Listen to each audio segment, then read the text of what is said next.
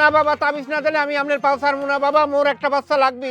আমি কি পকেটে বাচ্চা লই ঘুরি যে তুই বাচ্চা যাবি আর তোর কোলে আমি বাচ্চা দিয়ে দেবো? ছাড় পা, আমি ব্যবস্থা করতেছি, যা। তাবিজ তো শেষ হয়ে গেছে। এই একটা পান দে, আমি একটা পান পরিয়ে দিই। হক মাওলা, হক মাওলা।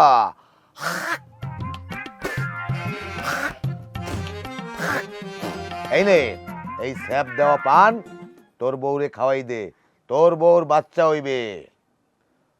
ঠিক আছে বাবা। এই দাঁড়া, কাছে আয়। পানের হাদিয়া দে 1001 টাকা। যদি টাকা না দাও এই পানে কোনো কাজ করবে না আর তোর বউর বাচ্চা হইবে না। 1001 টাকা দে। কবিরাজ বাবা 1000 টাকা আছে, খুরছে 1 টাকা তো নাই। আচ্ছা দে, 1 টাকা তোরে ডিসকাউন্ট দিয়ে দিলাম, যা। ঠিক আছে বাবা। যা। হক মাওলা।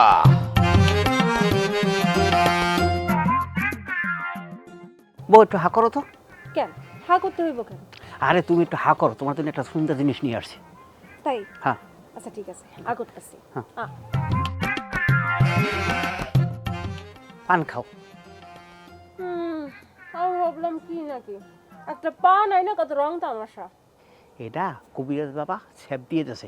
হে হাতে পানটা নিয়ে তু এইবার 3বার স্যাপ দিয়ে পানটা দিয়েছে। আলহামদুলিল্লাহ। আল্লাহ আল্লাহ মোহর দিকে তাকাইছে, কাম মনে হয়ে গেছে। আমারে কইছে কবিরাজ বাবা যে এই পান খাওয়ার পর তোমার বউ পোয়াতি হইবে। আমার বউ মনে হয় পোয়াতি হয়েছে, কাজ হয়েছে। 9 মাসে কাজ মনে হয় 3 মাসে হয়ে যাইবে। বলদের ঘরের বলদ, আমি পোয়াতি হয়ে বমি করতেছি না।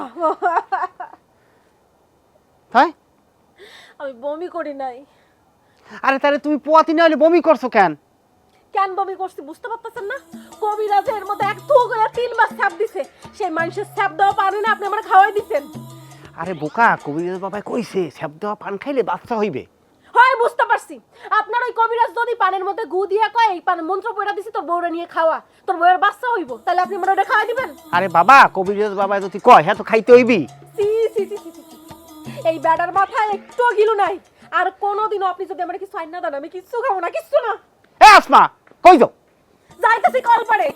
যা খাওয়াইছেন সাবান শ্যাম্পু সোডা যা কিছু আছে সব দিয়ে মুখ ধুইতে হইব। এটা একটা মহা সমস্যার ভিতরে পড়ছি। ভালোই লাগে না। কি কাশেম মিয়া, এসব কি শুনতেছি আমি? তুমি নাকি 12 বছর পরে গ্রামে আইসা কবিরাজি শুরু করছো, আবার মানুষের তাবিজ কবজ দিতেছো। মেম্বার সাহেব, আমি এককাল কথাটা খারাপ হনেন নাই, কথাটা সত্যই হনছেন। হনেন, এই 12 বছর আমি সুন্দরবনের গহীন জঙ্গলে থাকিয়া সাধনা করিয়া সিদ্ধি বাবা হই আমি ফিরে আইছি। আর হনেন, আপনি তো নির্বাচন করবেন, আমার দেখুন একটা তাবিজ নেবেন। আপনি যদি তাবিজ নেন 1 চান্সে আপনি মেম্বার হয়ে যাইবেন, কেউ ঠেকাইতে পারবেন না। শোনো কাশেম মিয়া, এইসব তাবিজ কবজে এই আজিজ মেম্বার বিশ্বাস করে না। তুমি বন্ডামি বাদ দাও, যদি বন্ডামি বাদ না দাও